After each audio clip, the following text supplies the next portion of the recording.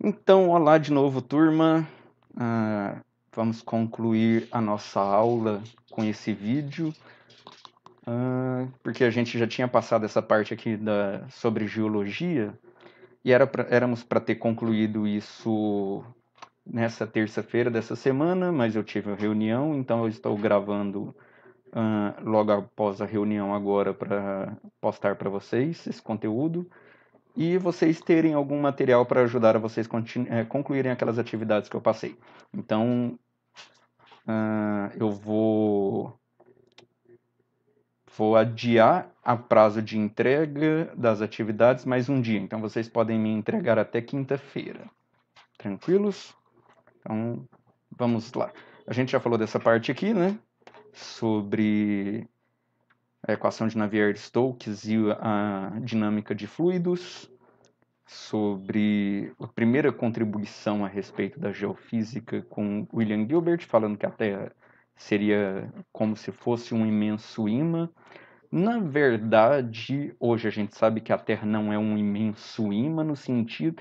Ela é um imenso imã no sentido de possuir campo magnético, mas ela não é um imenso imã no sentido de ter a mesma estrutura de um imã, porque ela não é sólida como um ímã e não tem a mesma orientação de spins que um ímã tem, que é o que faz o campo magnético de um ímã ser permanente, ter uma orientação de spins eletrônicos. Porque um material sólido, no caso o ímã de geladeira, né, magnetita, ele tem uma orientação de spins, e isso faz ele ser um ímã permanente, mas se você aumentar a temperatura, a agitação térmica faz com que, tipo, imagina um monte de spins alinhados. A agitação térmica faz com que esses spins tendam a sair do alinhamento, e quanto maior a temperatura, mais a agitação faz com que o alinhamento seja destruído. Sem alinhamento, a gente não vai ter uma magnetização resultante. Então, tem uma hora com uma certa temperatura que você desmagnetiza completamente um ímã sólido por conta da temperatura, por conta da agitação térmica que tira o alinhamento dos spins eletrônicos. E no caso, o núcleo da Terra, ele está numa temperatura muito acima do que a temperatura de bloqueio do material ferromagnético, que são os ímãs sólidos convencionais. Então, não são orientações de spins que mantêm o magnetismo da Terra. São correntes elétricas, porque a gente tem uma parte líquida, seria mais uma parte pastosa, mas isso é muito teoria, a gente não tem uma amostra concreta, é muito baseado no que a gente prevê que sejam as características internas da Terra. Então, devido à alta pressão, a gente sabe que tem parte líquida, e vocês vão ver nesses slides aqui como a gente sabe disso, como que a gente sabe que tem uma parte líquida no interior da Terra. Mas a gente imagina que não seja um líquido com uma fluidez tão grande quanto a água, por exemplo. Ela deve ter uma fluidez com a viscosidade um pouco maior. Então, a gente tenta bolar de como que acontece as convecções, como que acontece a movimentação no interior desse líquido, mas é o movimento de cargas elétricas no líquido que faz o campo magnético surgir. São as correntes de convecção gerando corrente elétrica, e a corrente elétrica gera campo magnético. No caso, corrente elétrica macroscópica, você tem um movimento muito grande em extensões enormes de movimento de massa gerando corrente elétrica no interior do centro da Terra. Nos ímãs de geladeira, você não tem correntes elétricas macroscópicas, você tem spin. O spin é como se fosse uma corrente elétrica microscópica, mas na verdade não é nem isso. O spin ele é um momento de dipolo intrínseco. Isso aí é algo que vocês vão ter que entender um pouquinho quando vocês verem quântica e eletromagnetismo. Por enquanto, não esquentem muito a cabeça, mas vocês já ouviram falar muito no spin do elétron, né? O SPIN é aquele que o elétron pode ter meio ou menos meio, para cima ou para baixo, quando ele está ocupando um certo orbital atômico. Os elétrons ocupam os orbitais atômicos aos pares, e eles nunca ocupam os mesmos orbitais atômicos nos mesmos níveis de energia com o mesmo número de spins. Eles têm que, no mínimo, ter um número de spin diferente. Se um está apontando para cima, o outro tem que estar apontando para baixo, ou vice-versa. Pelo menos o spin tem que diferenciar, senão não existe a possibilidade desses dois elétrons estarem ocupando as mesmas posições e os mesmos orbitais atômicos com o mesmo spin no átomo. Então, vocês já ouviram falar do spin. É o alinhamento de spin eletrônico que gera o magnetismo permanente dos materiais sólidos que a gente conhece. Ferro, magnetita, cobalto, e aí por diante. A Terra, no caso, ela é líquida. Não funciona como um pedaço de magnetita. É o movimento de cargas elétricas macroscópicas mesmo, em grandes extensões, que gera o magnetismo da Terra. Falamos sobre o experimento do Maschalini para tentar estimar qual que é a densidade do interior da Terra, e ele chegou num valor que era aproximadamente o dobro do valor das rochas aqui da superfície. Então, tipo, do que é feito o interior da Terra, se ele não tem a mesma densidade das rochas que a gente encontra de que é feito as montanhas aqui na superfície. Então, já era uma sugestão. Idade da Terra. Essa parte aqui é uma parte legal e é onde a gente começa efetivamente esse vídeo daqui. O conteúdo desse vídeo. É onde a gente parou na nossa aula passada. Como sabemos a idade da Terra? Na verdade, isso é uma busca antiga. Sabe, o próprio Newton, ele já tinha sugerido uma forma de tentar obter a idade da Terra, pensando, eles já usavam modelos astronômicos imaginando que a Terra ele estaria relacionado de alguma forma ao Sol.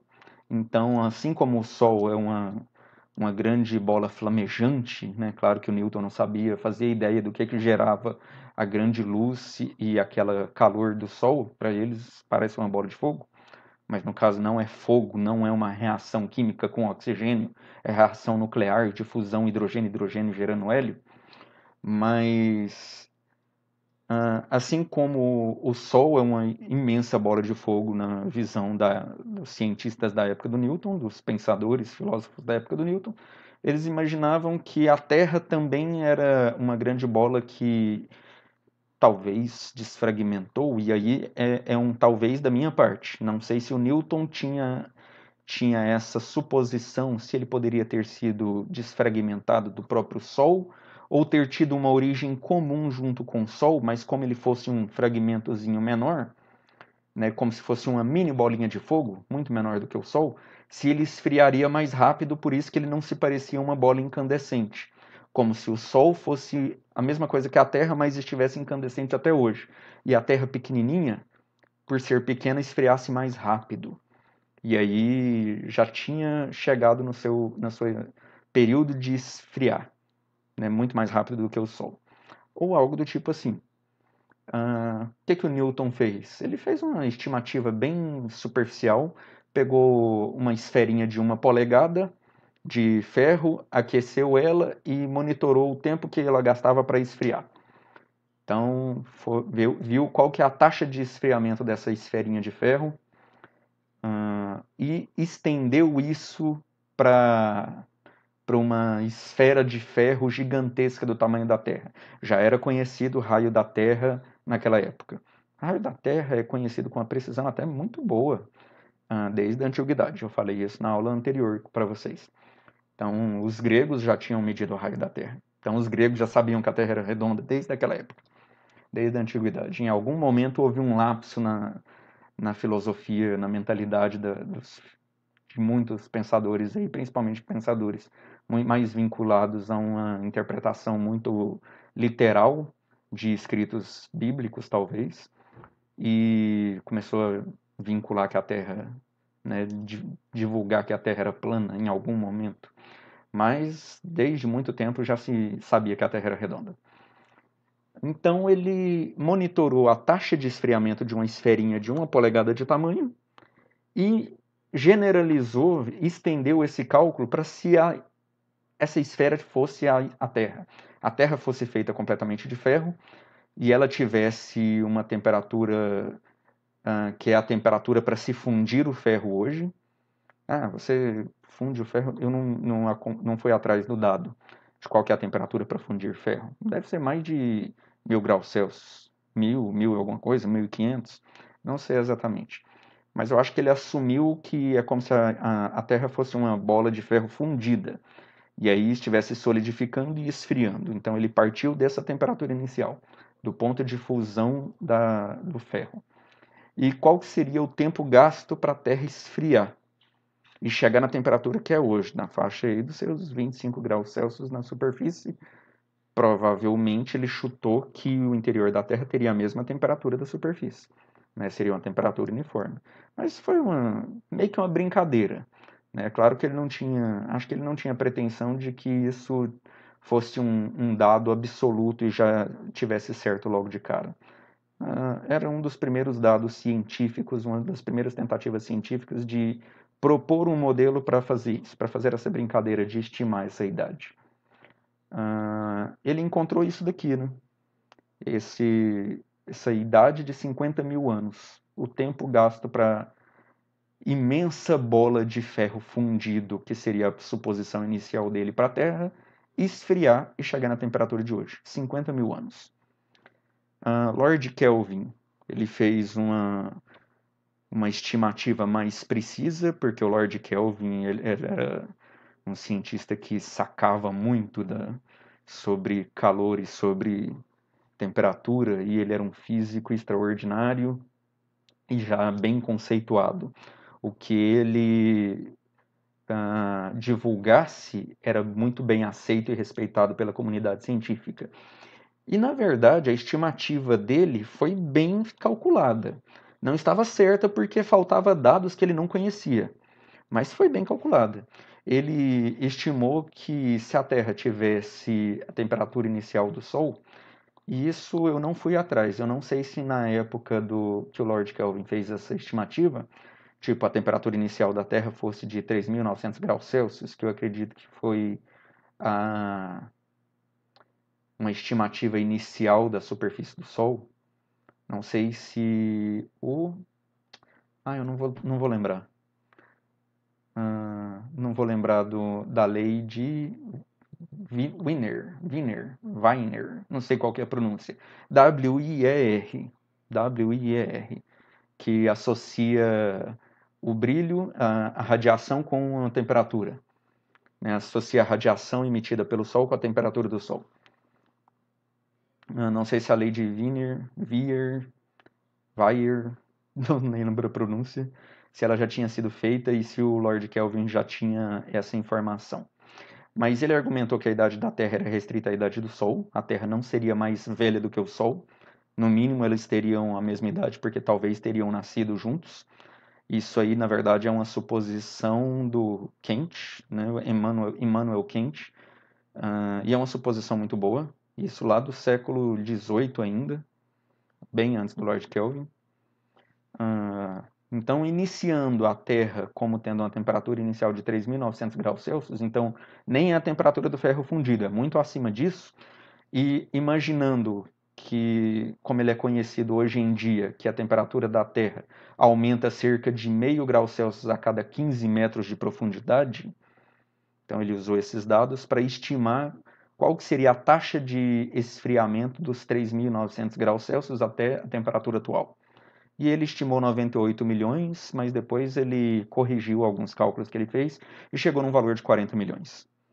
Se não me engano, esse valor ainda entrava com uma certa contradição com alguns valores geológicos. Alguns geólogos estimavam um tempo de existência da Terra maior do que isso, por conta do estudo da deposição de camadas, né, de estratos rochosos, que, segundo eles encontraram algumas regiões onde mostra várias deposições de camadas, inclusive em inclinações diferentes, mostrando que aquelas deposições foram feitas em alguma altitude, mas algum evento geológico elevou aquela montanha a uma certa altura novamente.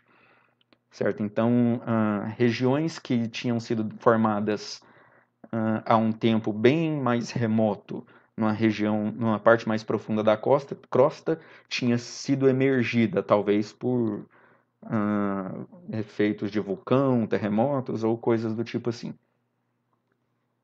Então eles viam que a deposição desses estratos, na estimativa deles, pelo número de camadas que eles percebiam que existiam nesses cortes que eles conseguiam enxergar, como nessas figuras que a gente viu aqui no início, né? Parece que é como se isso daqui fosse uma datação da idade da Terra. Isso daqui não é uma datação da idade da Terra, mas nos desse uma sugestão de quanto tempo, pelo menos, gastaria para se formar essas camadas. E os geólogos imaginavam que seria necessário mais do que esses 40 milhões para formar essas camadas que eram visíveis. Mas já era uma estimativa muito melhor do que somente 50 mil, do Newton inicialmente. Mas 40 milhões também não era ruim, era um número melhor do que a estimativa bíblica inicial de que a Terra teria 4.000 anos, né, antes de Cristo. O dado mais confiável que surgiu, e é o dado que a gente tem até hoje, surgiu com esse cara aqui, que era um químico, Claire Patterson, que passaram uma tarefa extremamente difícil para ele de medir a quantidade de chumbo que continha numa amostra de meteorito, assim como em amostras também retiradas do solo da Terra. Né? Então, pedaços de rochas da própria crosta terrestre, mas usaram um meteorito como referência. Esse meteorito aqui foi usado como um padrão de que ele teria a mesma idade do Sistema Solar, a Terra tem a mesma idade do Sistema Solar, foi formada junto com o Sol e com os outros planetas, e esse meteorito aqui também. Esse meteorito não teria passado pelos processos de erosão e de atividades geológicas que as rochas que a gente encontraria aqui na Terra passou. Né? Então, esse meteorito estaria intacto desde a formação do Sistema Solar.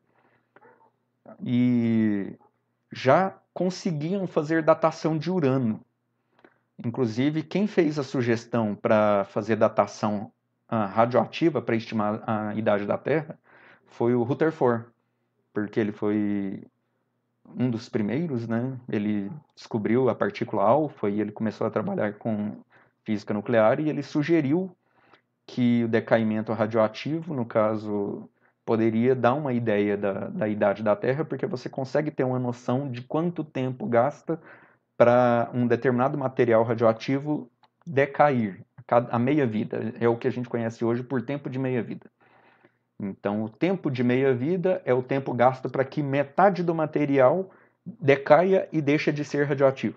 Porque o material radioativo está emitindo partículas do núcleo, né? Então você tem um núcleo muito pesado com muitos prótons e nêutrons, e aquele núcleo tem tanto próton e nêutron que ele está ficando instável. As forças nucleares fracas lá dentro, que são forças repulsivas, que querem expulsar partículas de lá de dentro, força nuclear fraca, elas vão ficando cada vez mais intensas quanto maior vai ficando esse núcleo, e elas começam a competir com a força nuclear forte que mantém esse núcleo coeso e as partículas presas e mantendo o núcleo fixo. Então você tem a força nuclear forte, lembra daquelas 4 forças fundamentais que a gente discutiu no início do nosso curso? Né? A força gravitacional, força eletromagnética e as 2 nucleares, nuclear forte e nuclear fraca. Nuclear forte quer agregar prótons e nêutrons, quer fazer os prótons e nêutrons ficarem todos coladinhos uns nos outros, né? São forças atrativas, fazem os prótons e os nêutrons ficarem todos colados e o núcleo não se desmancha. É uma força que mantém a estabilidade do núcleo do átomo. Já a força eletromagnética quer expulsar próton com próton, porque é carga positiva com carga positiva, e a força nuclear fraca também quer repelir esses prótons e nêutrons do núcleo. Só que quando você vai aumentando demais o núcleo, você vai aumentando proporcionalmente a força nuclear fraca, e uma hora essa força nuclear fraca consegue ser intensa o suficiente para expelir algumas partículas de dentro desse núcleo, e o núcleo deixa de ser tão estável assim. E aí o núcleo começa a se desfazer. começa a emitir partícula alfa, que são um núcleo de hélio, né? 2 prótons e 2 nêutrons. Começa a emitir partícula beta, que é um elétron. Começa a emitir partícula gama, que é uma onda eletromagnética, um fóton. São as 3 partículas mais conhecidas da radiação nuclear. E o tempo de meia-vida seria, no caso do urânio, eu esqueci qual que é o tempo de meia-vida do urânio. Urano é planeta. Do urânio. Mas eu acho que são... Não sei se chega a bilhões. Acho que não. Acho que são milhões de anos. Gente, olha aqui. Tempo de meia-vida do urânio. Ixi. 4,5 bilhões de anos. Essa, na verdade, é a estimativa da idade da Terra.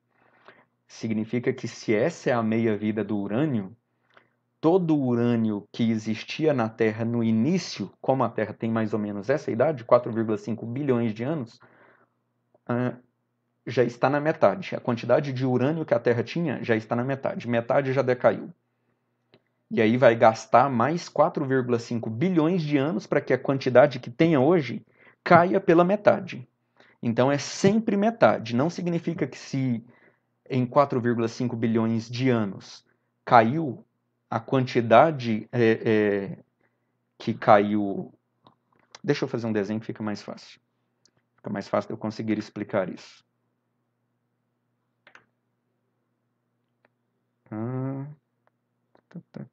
Cadê? Aqui.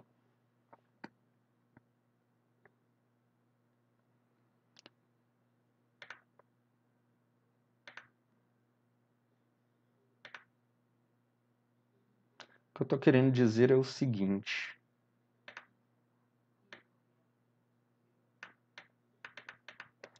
Imaginem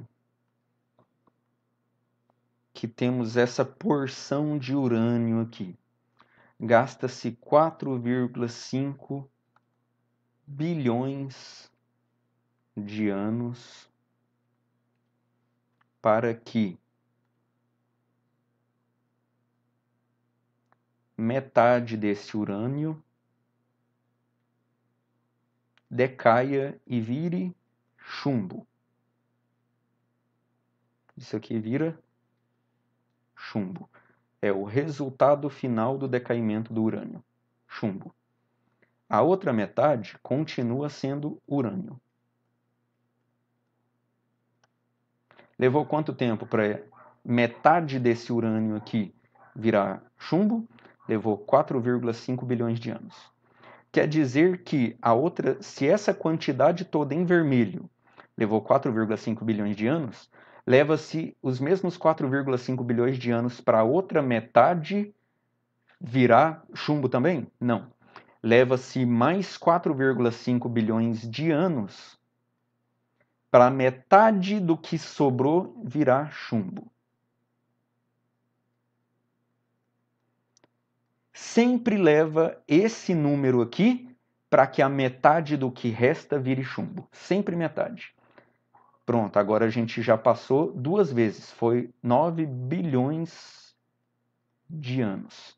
Para que os primeiros 4,5 bilhões de anos foi para que essa metade toda virasse chumbo.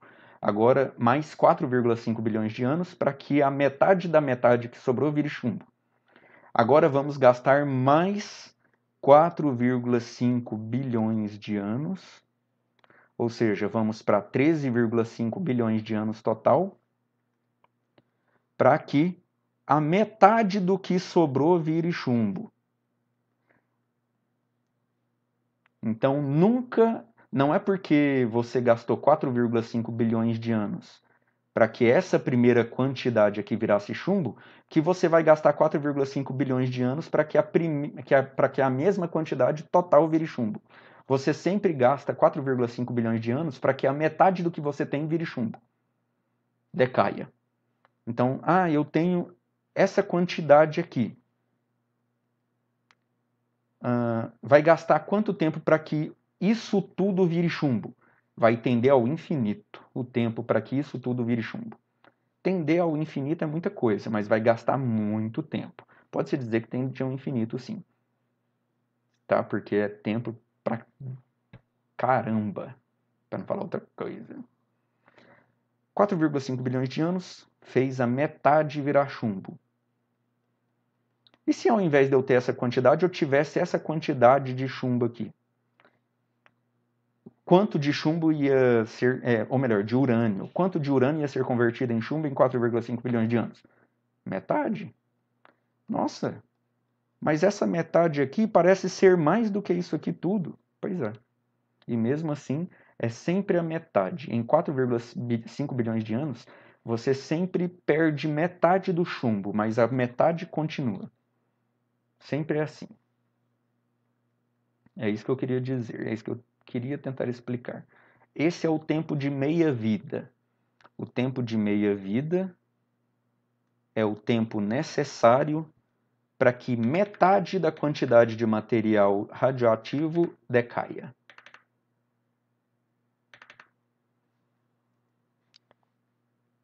Então, descobrimos que o tempo de meia-vida do urânio é exatamente 4,5 bilhões de anos. Então, o Peterson ficou com a seguinte tarefa. Enquanto um outro cientista, que eu não me lembro o nome, ficou com a tarefa de determinar a quantidade de urânio que tinha nas amostras que eles receberam, né, tanto no meteorito quanto em amostras de rocha, o Peterson ficou com a tarefa de determinar a quantidade de chumbo que as amostras tinham. Por quê? Porque assim eles fariam o cálculo do tempo que levou para o urânio virar chumbo. Então eles precisaram fazer uma suposição. A primeira suposição foi: essa é a Terra, de que todo chumbo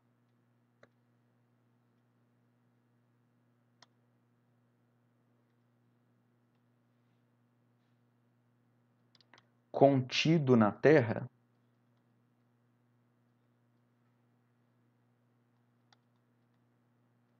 teve